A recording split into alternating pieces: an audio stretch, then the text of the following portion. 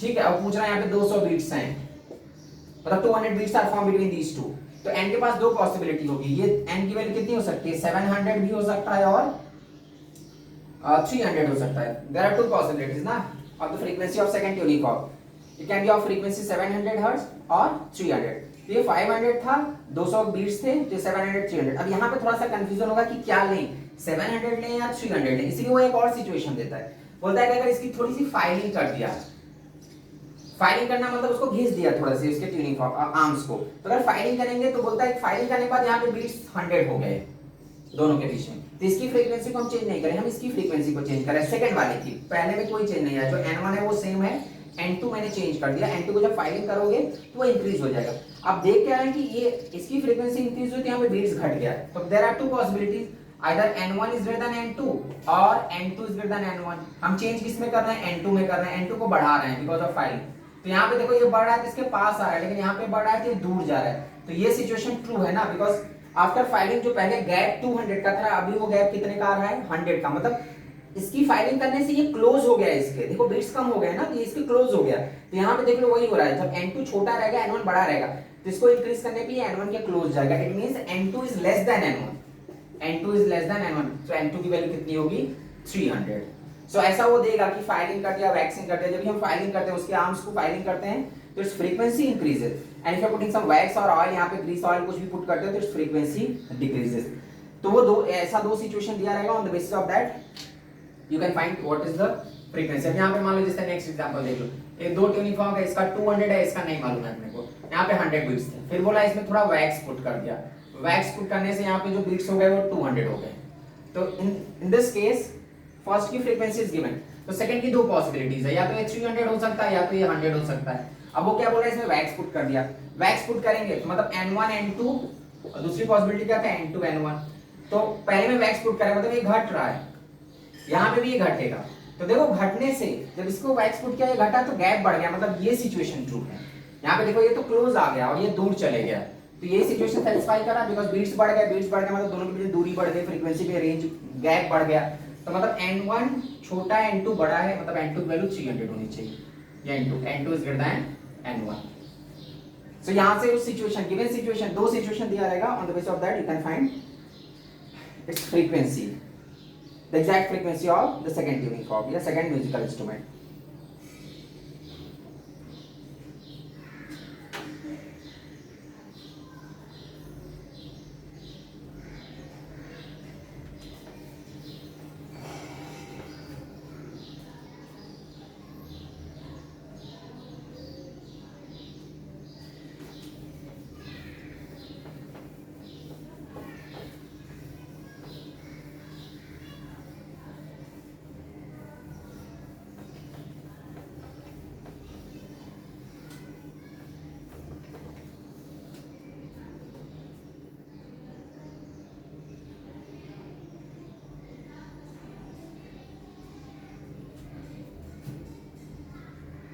Okay, सो ये हमारा beats था। अब नेक्स्ट हम डिस्कस करेंगे Doppler effect.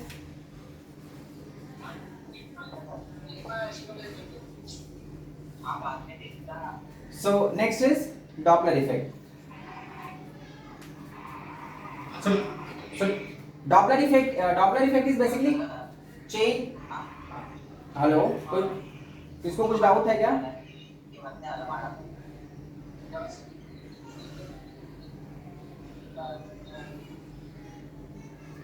Okay, so Doppler effect में it is the relative change in frequency of a wave due to relative motion between source and observer। यहाँ पे कोई बंदा है, यहाँ पे कोई ट्रेन है, इनिशियल मान लो ये ट्रेन रेस्ट में है, मतलब इससे साउंड निकल रहा है, वो ट्रेन का हॉर्न बज रहा है, साउंड आ रहा है उसकी तरफ, both are stationary। So when both are stationary, frequency नहीं चेंज होता, whatever is the frequency developed by that train, developed by the source, ये same frequency receive करेगा, because there is no relative motion between source and observer। This train is the source and this man is the observer।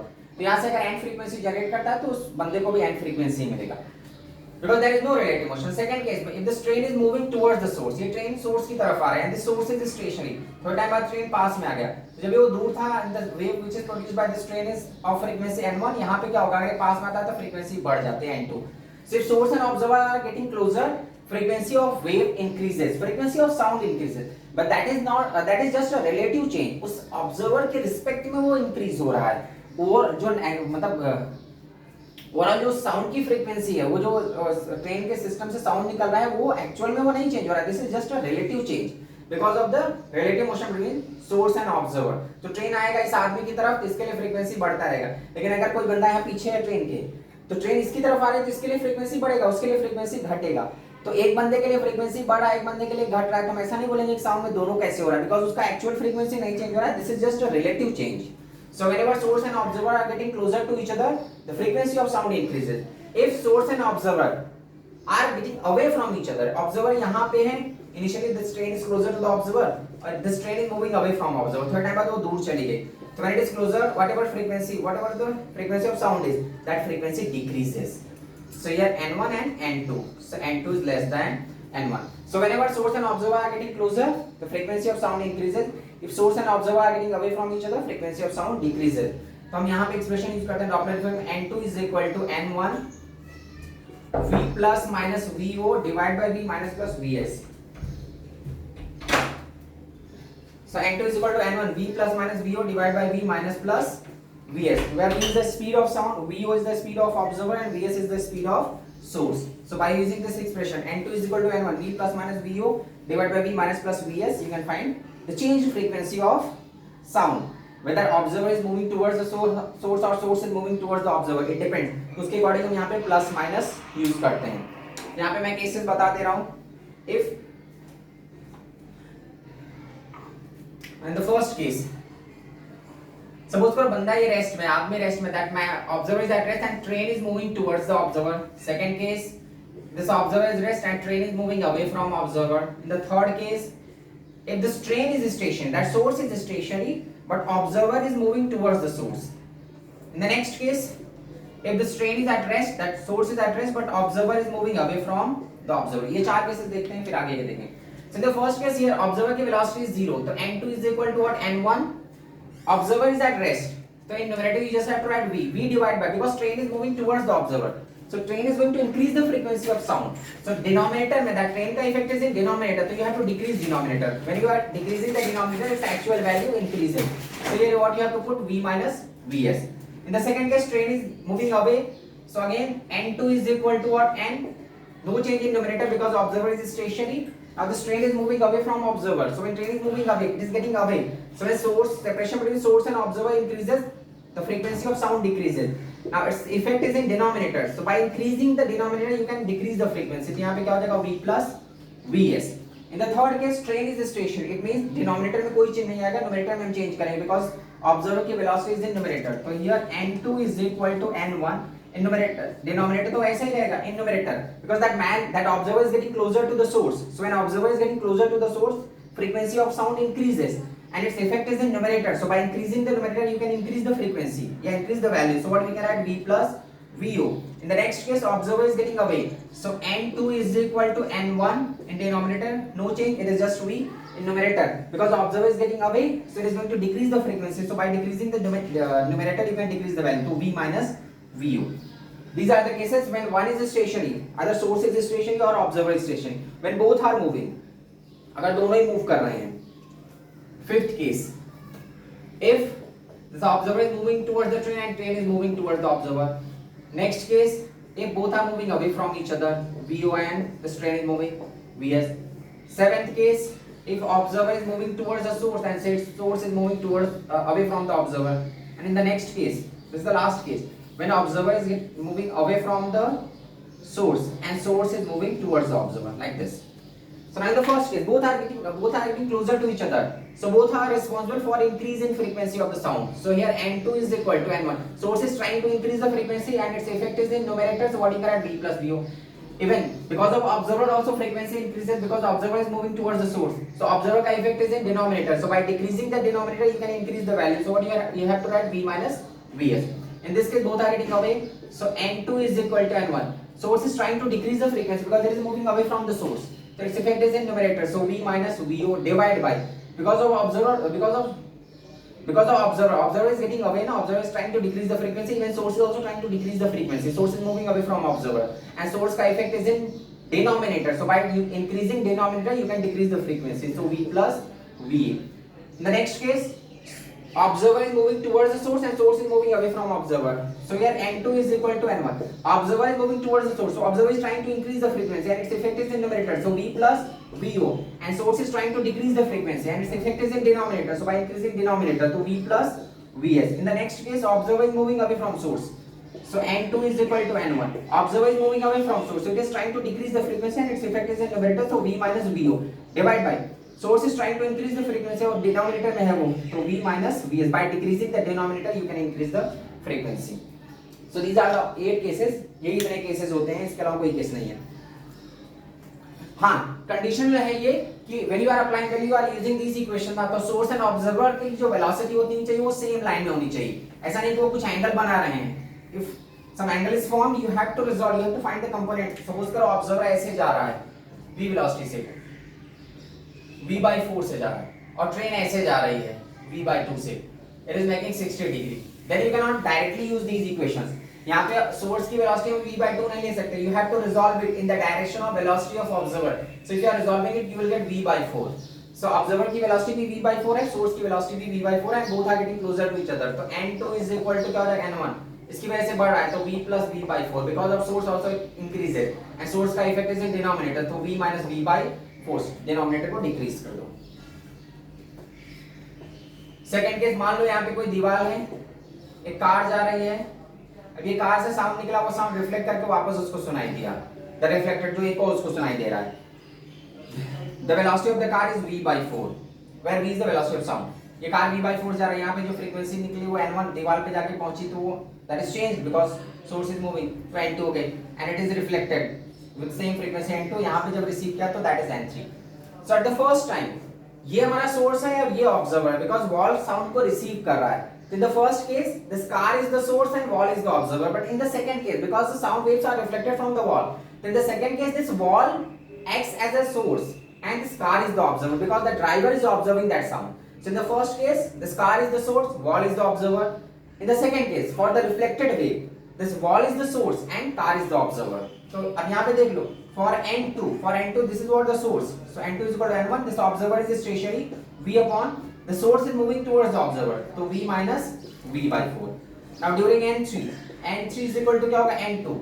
अब in the second case, for reflected wave, this wall is the source, which is stationary. Source is stationary and observer is moving towards the source because this car is still moving with the same velocity v by 4. तो ये हमारा source था, source तो rest में है, but this observer is that car is moving towards the source. So car is the observer in the second case, and it is moving towards the source. So it is trying to increase the frequency. So v plus v by 4. So this way में you can solve the questions. और अगर angle कुछ बनता रहेगा तो उनको same direction में resolve करना. Then only you can use these equations. Because for Doppler effect वो दोनों सेम लाइन में होने चाहिए. डायरेक्शन का कुछ भी हो सकता है, same direction opposite direction, but line same होना चाहिए. ऐसा नहीं दोनों अलग अलग लाइन में ही मूव कर रहे हैं. This is what about wave. Then हमारा स्टेशनरी वेव.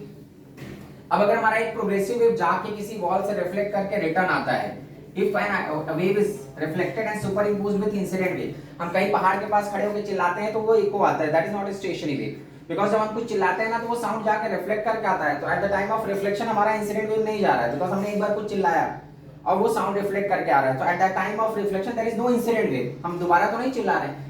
लेकिन कोई गिटार प्ले कर रहा है, तो गिटार प्ले करता है तो उसका एक छोटा सा वायर है, वो क्या कर रहा है, बार बार उसको प्ले कर रहा है. गिटार कोई म्यूजिक बजाता है तो ऐसा नहीं वो एक बार उसको हिट करके मार दिया फिर उसको रुक जाता है. वो क्या करता है, उसको प्ले ही करते रहता है. तो जो वेव पल्स जनरेट होता है ना फटाफट जाके यहाँ से रिफ्लेक्ट करके लौट आता है. Then a stationary wave is form because ये जो वेव पल्स क्रिएट हुई ना ये फटाक से गई और वो स्टिल वो प्ले ही कर रहा है.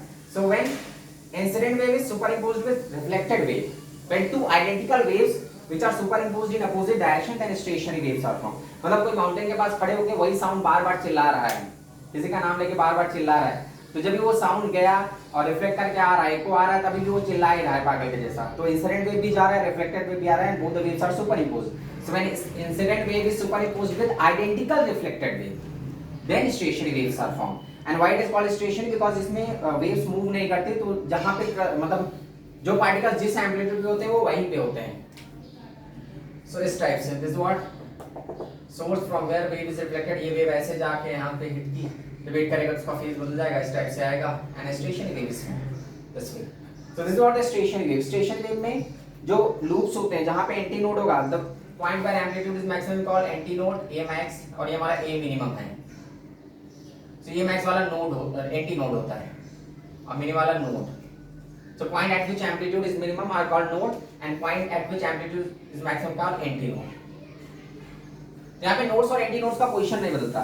जैसे होता है ना वेव्स अगर ऐसे जा रही है, मतलब वेव इस टाइप से जा रही है, तो वो वेव क्या है, प्रोग्रेसिव वेव है। मतलब इस टाइप से, ऐसा जैसा होता है ना, इस टाइप से वेव अगर आगे बढ़ती जा रही है इस टाइप से, so this wave is not progressive wave. But जो वेव एक ही जगह, क्लियर, समझ रहे हो ना, यहाँ पे अगर एक वेव ऐसे जा रही है, इस टाइप से कोई वेव जा रही है तो दिस इज प्रोग्रेसिव वेव। लेकिन अगर कोई वेव ऐसे ऐसे कर रहा है, मतलब एक ही जगह जहां पे उसका पार्टिकल जो जहां वाइब्रेट करे वो वहीं पे वाइब्रेट करे, बीच वाला पार्टिकल वाइब्रेट ही नहीं कर रहा है, मतलब यहाँ पे जो पार्टिकल है वो तो वाइब्रेट ही नहीं कर रहा है, यही दो पार्टिकल्स हमेशा, मतलब एंटी नोड वाले पार्टिकल्स हमेशा वाइब्रेट करते रहते हैं, नोड वाले पार्टिकल्स कभी वाइब्रेट नहीं करते। This is what stationary wave. Progressive wave ऐसे रहता है, हर एक पार्टिकल को मौका मिलता है, मतलब वो वेव आगे बढ़ते जा रहे हैं ना इस टाइप से, सभी पार्टिकल्स को चांस मिल रहा है वाइब्रेशन का। लेकिन स्टेशन वेव में ऐसा नहीं होता। स्टेशन में जो जैसा है इस टाइप से, जो वाइब्रेट कर रहा है वो हमेशा वाइब्रेट करता रहता है, जो बीच वाला पार्टिकल रेस्ट में था, बिकॉज़ ये देखो वेव आगे ही नहीं बढ़ रहा है। सो this is what stationary wave. और जब वेव ऐसे ऐसे जाता है दैट इज प्रोग्रेसिव वेव। तो जो लहर बनती है वो प्रोग्रेसिव वेव होती है। गिटार वायर में स्टेशनरी वेव फॉर्म होता है। So how stationary waves are form? If two identical waves are superimposed in opposite direction. तो जो वेव इधर जा रहा है a sin omega t minus kx, जो वेव लौट के आया a sin omega t plus kx, इन दोनों को ऐड करोगे तो स्टेशन वेव का इक्वेशन आ जाता है 2a cos kx sin omega t। And in a station wave if two loops are form, दो लूप बनते हैं तो ये एक साइकिल होता है, ये पूरा लैम्डा रहता है, तो इसका हाफ कितना हो जाता है lambda by 2। So separation between two node is lambda by 2, separation between two anti node is also lambda by 2, and for one complete cycle when two loops are formed then one cycle is completed. This is what stationary wave, इसका equation 2a cos kx sin omega t। अब हम इनको वो guitar wire के लिए और air column के लिए स्टडी करेंगे। तो अगर गिटार वायर है, तुमने एक वायर को जो रिजिड सपोर्ट के बीच में बांध दिया है, ध्यान करते जब वो वाइब्रेट करता है ना, तो ये इतनी कम जगह है ना कि वेव तुरंत जाएगी। अब तुम एक बड़ी सी रस्सी ले लियो 20 मीटर की, और वहां पे एक पल्स जनरेट करोगे, तो वो जो 20 मीटर की स्ट्रिंग है ना, तो उसमें जो पल्स जनरेट करेगा वो पल्स जाएगा, धीरे धीरे टकराएगा, फिर आएगा। तो जब वो रिटर्न आते रहता है ना, तो उस टाइम इधर कोई वेव नहीं जा रहा है। लेकिन गिटार वायर में क्या होता है कि वो यहाँ पे पल्स क्रिएट करता है, and with that pulse is reflected from this denser medium या फ्रॉम दिस फिक्स्ड पॉइंट, तो at that time also there is incident waves, तो वो तुरंत एक स्टेशनरी वेव बना लेता है। तो इसका जो वेव का स्पीड होता है v is equal to root of t by mu, where t is the tension on the string and mu is linear mass density। t is tension, उसमें स्ट्रिंग में टेंशन बहुत ज्यादा होना चाहिए, इसीलिए देखो जो गिटार बजाते रहते हैं एकदम उसको टाइट करके रखते हैं, अगर एकदम टेंशन रहेगा तो ही अच्छा वेव डेवलप होगा। तो it is directly proportional to root of t and mu linear mass density which is mass upon length, that is inversely proportional to linear mass density। अब वायर पतला होगा तो उसकी लीनियर मास डेंसिटी कम रहेगी, तो wave अच्छा develop होगा। Wire अगर मोटा हो जाएगा, when linear mass density increases its speed decreases। तो अगर लीनियर मास डेंसिटी बढ़ा दोगे, मोटा वायर यूज करोगे, तो उसमें वेव का स्पीड कम होता है। फिर हम यहाँ पे अगर हम फ्रीक्वेंसी ऑब्जर्व कर लेते हैं, अब इसमें कम से कम एक लूप बन सकता है, उससे कम नहीं बन सकता, because these two are fixed point, तो यहाँ पे हमेशा नोड ही बनना चाहिए, तो at least one loop is form. इससे ज्यादा कितने भी लूप्स बन सकते हैं, तो ये वन लूप है, मैंने पहले बताया दो लूप मिलते हैं तो वन साइकिल इज कंप्लीटेड, तो ये जस्ट हाफ साइकिल है, the length l। So what you correct, l is equal to lambda by 2, तो lambda is equal to 2l। अब यहाँ से अगर हम कैलकुलेट करते हैं फ्रीक्वेंसी, फ्रीक्वेंसी क्या होता है v by lambda which is v by 2l। So n is equal to what you get 1 upon 2l root of t by mu। This is what the frequency, fundamental frequency। तो frequency is inversely proportional to length। Wire का length छोटा होगा तो frequency अच्छी develop होगी, बड़ी ज्यादा frequency होगी। लेंथ बड़ा सा वायर है तो its length frequency decreases. It is directly proportional to root of t। अगर टाइट है एकदम, वायर में जो टेंशन बहुत ज्यादा है तो फ्रीक्वेंसी हाई रहती है, टेंशन कम होगा तो फ्रीक्वेंसी कम होगा, कम वाइब्रेट करेगा। It is inversely proportional to linear mass density. मोटा सा वायर यूज करोगे तो कम वाइब्रेट करेगा, पतला वायर यूज करोगे तो उसमें वाइब्रेशन ज्यादा होगा। So n is inversely proportional to length, directly proportional to root of t and inversely proportional to linear mass density. या ऐसा बोल सकते हैं n is inversely proportional to radius. पतला वायर रहेगा तो ज्यादा, रेडियस कम रहेगा वायर का तो उसमें वाइब्रेशन ज्यादा होगा। रेडियस ज्यादा रखोगे, मोटा वायर यूज करेंगे तो उसमें वाइब्रेशन कम हो जाता है। सो this is what the stationary wave pulse. अब हम यहाँ पे तीन केसेस हमने डिस्कस किया था, wave pulse, stationary wave in a string, stationary wave air column. Air column में दो केसेस थे, closed air column and open air column. तो तीनों केस मैं डिस्कस कर दे रहा हूं।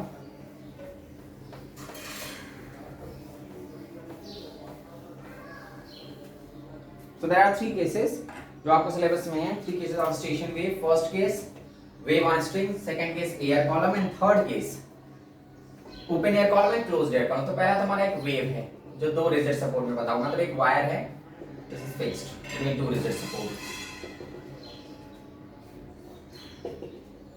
Second case open air column जो दोनों तरफ से जिसका मुंह खुला हुआ है. ये सिमिलर होते हैं. मैंने पहले दोनों तरफ से ये स्ट्रिंग क्लोज है, फिक्स्ड पॉइंट्स है, यहाँ पे दोनों तरफ ओपन एंड है. And in the third case closed air column, एक तरफ उसका मुंह बंद है, दूसरी तरफ मुंह खुला हुआ है. अब मैं वहां पे ऊपर लिख नहीं रहा हूं, मैं बोल रहा हूं तो समझ लेना. तो in the first case both ends are fixed, in the second case both ends are free, and in the third case one end is fixed, one end is free. तो when both ends are fixed, fixed point पे हमेशा node बनता है, तो at least one loop is form. कम से कम एक लूप तो बनना चाहिए, उससे कम नहीं बन सकता. उसके आगे जाएंगे सो टू लूप्स आर फॉर्म. उसके आगे जाएंगे तो थ्री लूप्स आर फॉर्म. तीन से ज्यादा बन गया. Three loops are form. उसके भी आगे जाएंगे तो four loops are form. This way मतलब यहाँ पे one loop, two loop, three loop, four loop. Here also both the ends are fixed, free. So free पे हमेशा एंटी नोड बनेगा, तो वेव फॉर्म लाइक दिस. यहाँ पे ट्रांसवर्स वेव था, स्ट्रिंग की वेव है, ये एयर की वेव है, लॉन्जिट्यूडनल वेव, समझो साउंड. फिर उससे आगे जाते हैं दिस वे, उसके आगे जाते हैं this way, this way. So here this half of loop, so here also one loop is formed. यहाँ पे भी one loop था, यहाँ पे भी one loop था, but difference when both the ends are fixed, at both the ends nodes are formed. Here both the ends are free, so at both the ends anti nodes are formed. तो यहाँ पे दोनों and पे anti nodes बनते जाते हैं, यहाँ पे दोनों एंड पे node, but loop number of loop same होता है. व्हेन ये हमारा बोथ एंड फिक्स्ड और बोथ एंड फ्री का केस सेम है. यहाँ पे भी एक ही लूप बना, यहाँ पे एक loop. Here two loops, here also two loops are formed. Here three loops, here also three loops are formed. Here four loops, here also four loops are formed. In the third case closed air column, closed air column का ये fixed point है, वो free है, तो fixed point पे node बनेगा और free point पे एंटी नोड. तो हाफ लूप इज फॉर्म. मतलब यहाँ पे वन बन रहा था लूप, यहाँ पे वन, यहाँ पे हाफ लूप बना. उसके आगे वन लूप नहीं बन सकता, one and half, then two and half,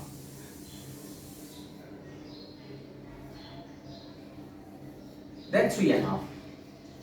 three and half sorry, इसमें ज्यादा बन गया. वन एंड हाफ के बाद टू एंड हाफ बनना चाहिए. ठीक है, ऐसा. अरे यार यहीं तक रखो. ठीक है, यहाँ तक इसका. So one and half, two and half, फिर हमारा थ्री एंड हाफ. यहाँ तो यहाँ पे देखो वन लूप, तो यहाँ पे L की वैल्यू क्या हो जाएगी, लैम्डा बाय 2. तो लैम्डा इज इक्वल टू 12. तो फंडामेंटल फ्रीक्वेंसी क्या होगा, V by lambda, that is V by 12. This is the fundamental frequency. From one loop to two loops are formed, तो n2 is equal to क्या हो जाएगा 2n1. ये हमारा n1 था. यहाँ पे 3 loops हो गए, so n3 is equal to 3n1. Here 4 loops are formed, so n4 is equal to 4n1. In the similar way में यहाँ पे भी वही n1 आएगा, v by 2l. यहाँ पे n2 is equal to what, 2n1. n3 is equal to 3n1. n4 is equal to 4n1. यहाँ पे देखो ये लैम्डा बाय 4 है, बिकॉज हाफ लूप है, तो l की वैल्यू क्या हो गई, lambda by 4. So lambda is equal to 4l. तो यह fundamental frequency is what, v by 4l. तो इसके लिए fundamental frequency v by 12. Here also it is v by 4l, v by 12, but here it is v by 4. मतलब both in fixed and both in free का case same है, लेकिन one in fixed one in free में half हो जाता है frequency. अब देखो हाफ से वन एंड हाफ हुआ, तो डबल नहीं हुआ, 3 टाइम्स इंक्रीज कर गया. So n2 is equal to what, 3n1. यहाँ पे 2 and half, that 5 time it increases. So n3 is equal to 5n1. n4 is equal to what, 7n1.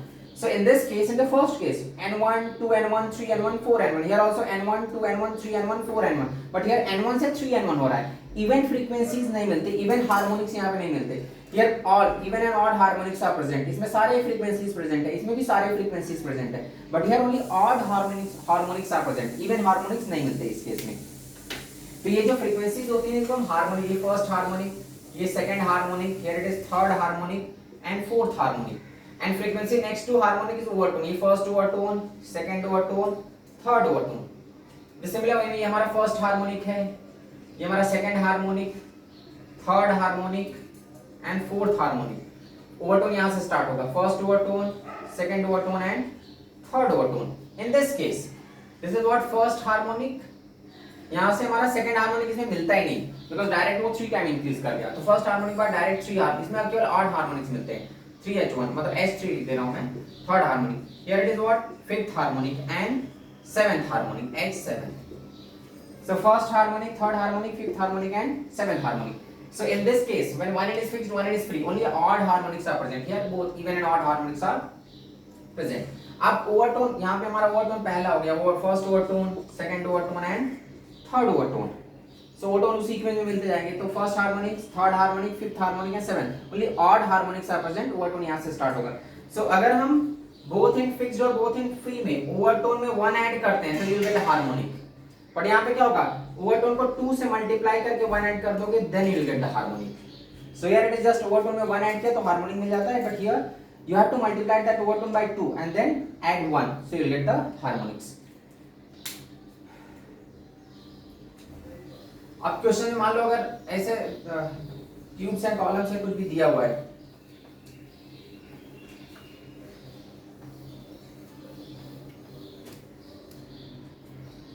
फिर suppose यहाँ पे ऐसा दिया, एक वायर है और दूसरा हमारा एयर कॉलम, इसका लेंथ L1 इसका लेंथ L2. वो बोल रहा है कि इसका जो फोर्थ हार्मोनिक है उसके सेकंड ओवरटोन से मैच कर रहा है. मतलब फर्स्ट का फोर्थ हार्मोनिक उसके सेकंड ओवरटोन से मैच कर रहा है. So find the ratio of length L1 by L2 अपने को निकालना है. तो फोर्थ हार्मोनिक है तो हार्मोनिक तो ठीक है, तो डायरेक्ट क्या हो जाएगा, 4 हार्मोनिक क्या होता है, V by 2L1 because both are fixed है is equal to second overtone. अब ओवरटोन से हम हार्मोनिक पे जाएंगे तो third harmonic. So 3 because both it are free ना, तो मैंने बोला था कि अगर इन बोथ इन फ्री है तो ओवरटोन में वन ऐड करोगे तो you will get the harmonic. तो 3 it is second overtone means third harmonic, तो 3 टाइम्स ऑफ, और इसका भी फंडामेंटल वही होता है V by 2L2. Then you can compare, ये V कट जाएगा, 2 कट जाएगा, तो 4 by L1 is equal to 3 by L2, या L1 by L2 is equal to what, 4 by 3. This way you can relate. मान लो एक हमारा ओपन एयर कॉलम है, closed air column है, इसका बोला है सेकंड ओवरटोन इसके सेकंड ओवरटोन से मैच कर रहा है. क्लोज्ड एयर कॉलम का second overtone open air column के सेकंड ओवरटोन से मैच कर रहा है. Its length is L1 and here its length is L2. तो इसका सेकंड ओवरटोन मतलब थर्ड हार्मोनिक, लेकिन इसका सेकंड ओवरटोन, तो इधर हम कैसे क्या 2 से मल्टीप्लाई करके 1 का ऐड करेंगे तो क्या हो जाएगा, फिफ्थ हार्मोनिक. तो हो गया थर्ड हार्मोनिक में, तो 3 V by 2L1, here it is 5 V by 2L2. Simplify करो, V कट जाएगा, 2 कट जाएगा, you will gate 3 by L1 is equal to 5 by L2. यहां से क्या हो जाएगा, L1 by L2 is equal to 3 by 5. So V by 4 L2 आएगा ना? अरे हाँ, यहाँ पे मिस्टेक हो गया. यहाँ पे here you will get V by 4 L2. हाँ सही है. यहाँ पे 4. So इधर क्या हो जाएगा, 2 कट जाएगा, 2 बच जाएगा. So 3 2 6, 6 by 5 आ जाएगा. So this way you can compare the length of that air column. अब यहाँ पे एक लास्ट टर्म है हमारा एंटी करेक्शन. तो नॉर्मली व्हाट वी कंसीडर कि जहाँ पे एयर कॉलम का फ्री होता है ना, वहीं पे एंटी नोड्स बन जाते हैं. बट रियलिटी ऐसा नहीं है, वहां पे पार्टिकल्स कंप्लीटली फ्री नहीं होते, वो थोड़ा सा बाहर निकल के आता है. इंटरेक्शन में क्वेश्चंस आते हैं, क्योंकि इंटरेक्शन नॉर्मली हम एक छोटा सा टॉपिक अवॉइड करते हैं, बट उसमें आ जाता है. तो जैसे देखो यहाँ पे हमारा है ये closed air column, this is what we consider free. तो हम मानते हैं यही पे एंटी नोड बन गया, लेकिन ऐसा होता नहीं. पार्टिकल्स यहाँ के कंप्लीटली फ्री हैं, तो थोड़ा सा एंटी नोड बाहर निकल जाता है. Where antinodes are form where particles are completely free. तो यहाँ के इंड के पार्टिकल्स कंप्लीटली फ्री नहीं होते, थोड़ा बाहर आएंगे तो जो एक्स्ट्रा आता है वही एंटी करेक्शन होता है. This is what the length of air. अब अगर दोनों तरफ से उसका मुंह खुला हुआ है, बोथ इट्स फ्री, तो दोनों तरफ वो एंटी करेक्शन थोड़ा थोड़ा बाहर निकल जाएगा. Here also it is, here also it is. अब देख लो, अब इसका फ्रीक्वेंसी, फंडामेंटल फ्रीक्वेंसी बदल गया. n1 कितना हो जाएगा, v divide bye 4 l plus e करना होगा. और इधर इसका जो फंडामेंटल है n2 is equal to v divide by 2 l plus 2 times end correction, because दोनों तरफ उसका एंटी करेक्शन आ रहा है. इधर भी थोड़ा सा बाहर निकल के भी, यहाँ पे भी बाहर. क्वेश्चन में क्या बोलते हैं, वो कभी-कभी बोलते हैं कि एक रेजोनेंस ट्यूब एक्सपेरिमेंट में क्या करेंगे कि मान लो एक ट्यूब है, उसमें पानी भरा हुआ है, पहले देंगे लेंथ, उसका फ्रीक्वेंसी, फिर बोलेंगे इसके लेंथ को इतना कट दिया तो फिर ये रेजोनेंस में है. तो हम कैसे उस टाइप के क्वेश्चन की, मतलब 2 different lengths are given, 2 different frequency, 2 different lengths are given, then how to find end correction. Because end correction की जो वैल्यू होती है ना, ये बहुत आसान होती है. 0.3 diameter of the tube. If diameter is given then simply you can use this formula 0.3d. लेकिन ये कभी पूछेगा नहीं, ऐसा कभी नहीं देगा डायमीटर डायरेक्टली दिया तो तुम डायरेक्टली फाइंड कर सकते हो. वो क्या देते हैं, 2 डिफरेंट लेंथ पे 2 डिफरेंट फ्रीक्वेंसी दिए रहेंगे. तो on the basis of that change frequency and change length, how to find end correction. तो जैसे यहाँ पे देखो, वो रेजोनेंस ट्यूब एक्सपेरिमेंट देता है, बोलता है कि इसका फ्रीक्वेंसी पहला लेंथ इतना 10 सेंटीमीटर था तो फ्रीक्वेंसी इतनी थी, बाद में इसका लेंथ चेंज हो गया, 10 से मान लो 12 सेंटीमीटर हो गया या फिर 30 सेंटीमीटर हो गया, तो ये रेजोनेंस में है. तो उसके अकॉर्डिंग 2 अलग अलग लेंथ, 2 अलग अलग frequency, then how to find end correction. जैसे मान लो यहाँ पे मैं क्लोज्ड एंड के लिए, क्लोज्ड कॉलम के लिए ले रहा हूँ. तो मान लो अपने पास एक है, पहले उसका लेंथ L1 था, फ्रीक्वेंसी N1 थी, बाद में उसके लेंथ को चेंज किया L2 हो गया तो frequency is N2, but speed दोनों में सेम रहेगा बिकॉज जो साउंड का स्पीड है that does not depend on the musical instrument, it depends on the medium. तो मीडियम तो दोनों के लिए सेम है, दैट्स व्हाई साउंड का स्पीड इज सेम। तो फर्स्ट केस में क्या होगा, N1 is equal to V divide by close है तो 4L1 plus E। Second case में N2 क्या हो जाएगा, V divide bye 4L2 plus E। अब यहां से क्या करो, V को इक्वेट कर दो तो V इज इक्वल टू हो जाएगा 4N1 L1 प्लस E। यहाँ भी क्या हो जाएगा, V is equal to 4N2 L2 plus E. If you are equating these two, 4 will get cancelled. What you will get, N1 L1 plus E is equal to N2 L2 plus E.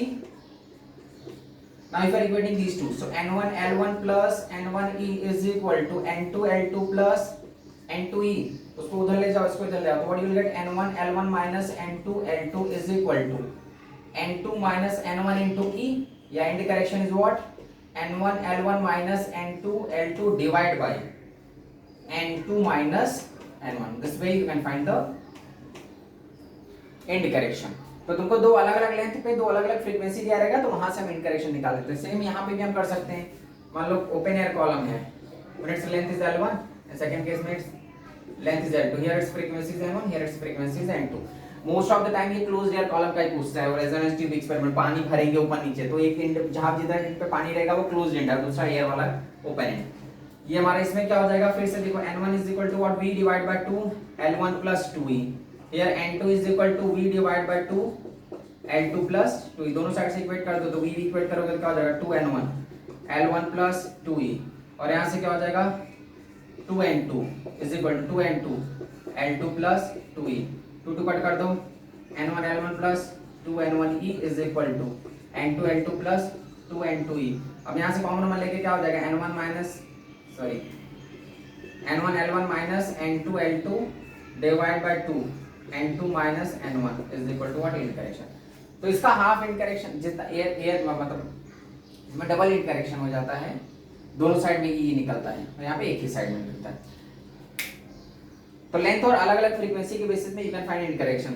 जो question पूछते हैं ना वो थोड़ा ऐसा घुमा के पूछेंगे। अब अपने को यहाँ पे क्या, जो मैंने एक्सप्रेशन बताया इसमें तुमको दोनों फ्रीक्वेंसी दोनों वेलोसिटी मालूम होना चाहिए। वो कंफ्यूज करने के लिए क्या बोलते हैं कि हमको दोनों फ्रीक्वेंसी देंगे ही नहीं, तब तो वहां पे खोजते रह जाओगे कि अरे दूसरी फ्रीक्वेंसी दोनों फ्रीक्वेंसी नहीं दिया है तो लेंथ दिया है तो हम L1 L2 मालूम है तो कैसे निकालूं इन करेक्शन। वो ऐसा कंफ्यूज करेगा, बोलेगा एक ट्यूनिंग फॉर्क है, इधर एक रेजोनेंस ट्यूब है जिसमें पानी भरा हुआ है L1 लेंथ तक, ऐसा। फिर क्या बोलता है, अगर इसके लेंथ को बढ़ा दिया, पानी के लेवल को कम कर दिया, L2 हो गया, तो फ्रीक्वेंसी पहले भी रेजोनेंस में था बाद में भी रेजोनेंस में है। तो अब यहाँ पे क्या, रेजोनेंस नाम ले लिया और तुमको फ्रीक्वेंसी दिया ही नहीं है। तो देखो पहले ये हमारा क्लोज्ड एयर कॉलम है, तो क्लोज्ड एयर कॉलम में क्या होता है, फ्रीक्वेंसी पहले क्या होती है, अगर n है तो बाद में 3n होता है, मतलब अगर ये n1 है तो 3n1 हो जाएगा। लेंथ L1 टू L2 हुआ और ये रेजोनेंस में ही है, मतलब फर्स्ट केस। अब देखो जब लेंथ L1 है तो फ्रीक्वेंसी N1 है, N1 की वैल्यू कुछ भी ले लो, n इसका फ्रीक्वेंसी दिया रहेगा तो वहां से तुम मान लो बोलता है 200 है फर्स्ट है, तो समझ जाओ N1 क्या है, 200 है। सेकंड केस में व्हेन लेंथ इज L2 तो at that time frequency is not given, second की फ्रीक्वेंसी उसने दिया नहीं, पर ये तुमको सोचना होगा कि ये क्लोज्ड एयर कॉलम है तो इसके बाद कौन सा फ्रीक्वेंसी मिलता है, वो फर्स्ट से सेकंड